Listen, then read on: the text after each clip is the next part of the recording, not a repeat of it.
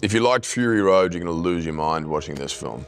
This is Fury Road on steroids. I think, you know, George Miller's a master. He steps it up each time, and I saw things in this that I haven't seen on any set. So strap in. I think it is exhilarating and intense and, and furious, but there's a depth to it. And a detail which is unique again to the rest of the Mad Max franchise. And I think for most Australian actors, it's sort of the pinnacle or a dream of sorts, you know, to be working on a Mad Max film, George Miller film.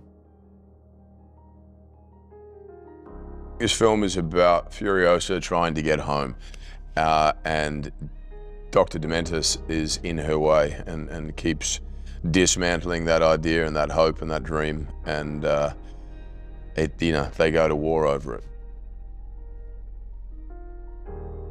It was George's idea to have the shape of the nose, the prosthetic nose, I think, just to have a separation from who I was, but also he envisioned the sort of Roman statues, Greek statue carving, you know, that you'd see in a museum somewhere. There was a sort of messiah quality to who he was.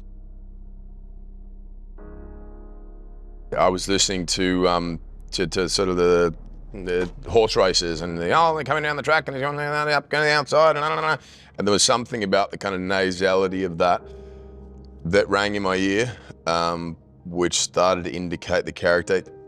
My grandfather used to have this, "Oh, how you going? Yeah, good," sort of, you know, very out there kind of quality voice, but from a time, a very Australian, but Australian kind of 30, 40 years ago. It was quite a strain in my throat to kind of put it up in there all the time, especially in the louder scenes when I'm yelling or having to project.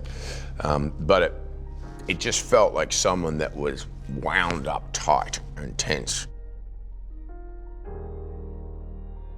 So I believe there's an immaturity to Dementis, that there's a sort of a wild, stubborn kid at times who is stamping his feet and he wants this, but you know, he's not just stamping his feet, he's tearing people apart. And but I believe that immaturity and that childlike sort of wildness comes from an abusive background. He's a product of the wasteland. I think everyone there has suffered to such an extent due to the brutal nature of everything that is in your experience, that you can't not be hardened and changed and warped. And I think he, due to probably a very violent background, some horrific sort of tragedy when he was younger, I think he lost all sense of hope that there was something better and an alternative to this.